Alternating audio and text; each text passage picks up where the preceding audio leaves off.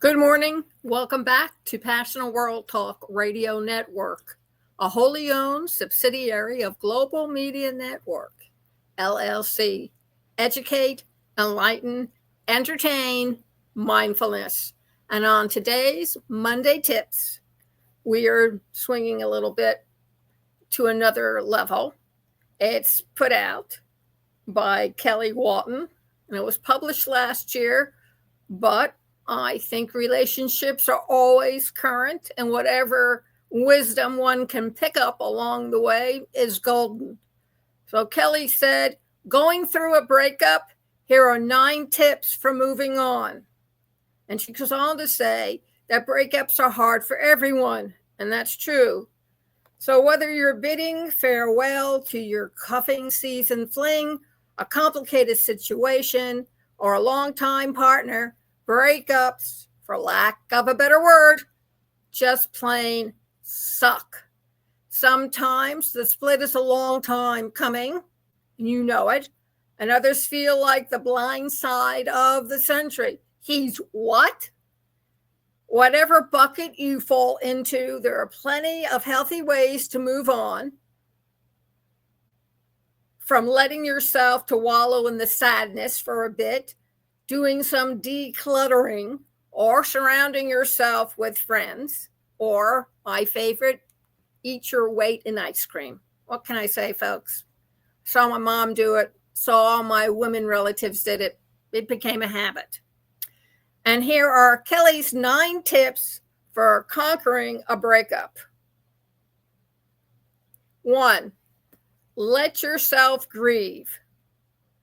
Remember, you've gone through a hard and painful change in life, and throwing your strength out the window and letting yourself mourn a loss, because it is a loss, is part of moving on. Give yourself a few days to watch sad movies and order takeout in your pajamas to get it all out of your system. But you have to accept the fact that when it's over, it's over. Sort of like those divorces people get. Or when all your clothing and you were thrown out on the front or back lawn. 2, go to therapy. You should understand that therapy is an incredible way of you dealing with something from the past that afflicts you now and might potentially keep on afflicting you into the future. Or more importantly, you take this baggage with you when you go into a new relationship, and it's called, quote, a rebound, unquote. A therapist can help you process everything you're feeling and navigate the uncharted waters ahead in a healthier way. 3, make a playlist. This is a rule that Kellie adopts for all of her life situations. Whenever you're feeling about a post-breakup, there's a song out there that captures it perfectly. Add them to a playlist and put it in the car or during chores to help you process your feelings. And yes, Taylor Swift's discography is a perfect place to start. Now, my favorite song is from I Can Do Anything Better Than You. And that was from a musical written back in the 50s about Annie Oakley. And it always makes me feel better to know that women are superior to men, simply put. And it wasn't my fault, it was his. 4, be a digital declutter. This is a really tough but necessary step, folks. The last thing you need when trying to move on is a barrage of your ex's Instagram photos in your face every time you scroll. Social media apps let you easily remove, mute, or block followers. I use that a lot. Which are helpful ways to keep the past in the past. Beyond their profile, consider the same thing for any of their friends and family that also may trigger an emotional attack. 5, out with the old, in with the new. This adage can be adhered to in every facet of your life, except hairstyles. Don't go there. Is there a sweater in your closet that's tied to a painful memory? Donate it and buy a new one. Are there coupled up photos and frames around your place? Ask your friends to send photos of their favorite memories with you and swap them out. 6, stack your calendar. Let's pair 2 more classic sayings together to help you move on. Time heals all wounds and everything. Work meetings, and time flies when you have fun. Well, sometimes. So, put everything in there. The meetings you never made before, the networking events you were afraid to go to, happy hours with friends. Make sure you can still drive. Workout classes, get rid of that belly fat, the works. You're not doing it to keep moving as a distraction. You're investing in yourself and all the good things that come to you after a post breakup. Your cup will be filled and running over, and you should be over it. And sometimes it just takes a longer time. 7, date yourself. While surrounding yourself with good people is a great way to move on, it's also good to spend time reevaluating your wants and needs. Enter taking yourselves on dates. Yes, you, yourself, and I. Try a new restaurant with nothing more than the company of a journal or a good book. These days, you can get away with it. Back in the 90s, 1950s, 60s, and 70s, there was a whole different kettle of wax. Take advantage of what you can do now and don't fall into the past traps. Or even book yourself a relaxing vacation, because those things shouldn't stop just because a partner's no longer in the picture. There are a lot of single cruises, single vacations, or call up the local AAA and talk to an agent over there, and they'll have all the information, safety tips for you for when you travel alone. Do it. Invest in yourself. Number 8, make any necessary changes as soon as possible, ASAP.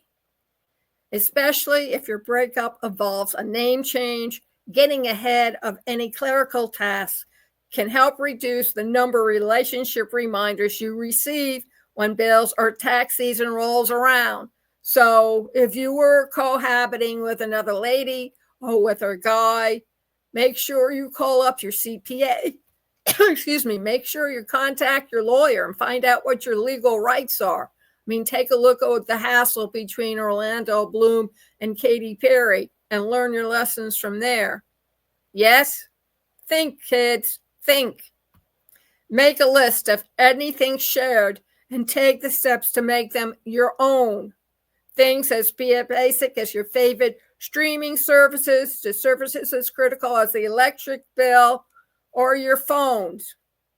If you shared an account with Verizon or Comcast, now is the time to do something about it. Also, make sure they're not your emergency contact, whether for a death, whether you land up in the hospital, or something happens and you need to contact somebody. Take their name off because they're not going to be there for you. Number 9, get back on that horse. Remember the saying, if you fall off, you need to get back on it immediately? Well, after you fully let yourself grieve, heal, and find yourself again, it's time to get back out there. No excuses. Whether you opt for dating apps or finally approach that guy or lady at the gym you've been eyeing for the past 8 months, take the lesson learned from your previous relationship and use them to set a new standard for your future suitors. You got this, bestie. So that's what you need to do. And breaking up is hard to do because in the beginning there was just you. And now it's just you. And I'll tell you an added tip. If you are living with somebody and they die from a heart attack, or they get hit by a car, or they get shot in the mall, the same tips apply. You need to move on with your life.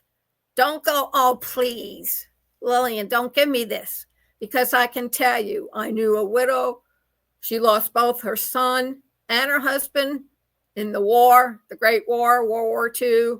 And when I met her, she was in her 90s and still single. She never moved on. And while my hat's off to her and I respect her for what she did, life moves on with or without you. Thank you very much for joining us this morning. And this program is sponsored by Conscious Research Solutions. And you can find us at passionalworldtalkradio.com/research made simple blog. And there I'll answer all your questions about the pain points. And most notably, if you are thinking of doing research or you want to learn how to do research, contact us and receive a free 15-minute consultation. Also, if you want to continue hearing the truth, the whole truth, and nothing but the truth to help you to a spoonful of medicine, peanut butter, and chocolate, please donate to passionalworldtalkradio.com/donation. We're here. We'll tell you what you need to know. We'll keep you informed. Thank you very much for listening, and have a grandiose week.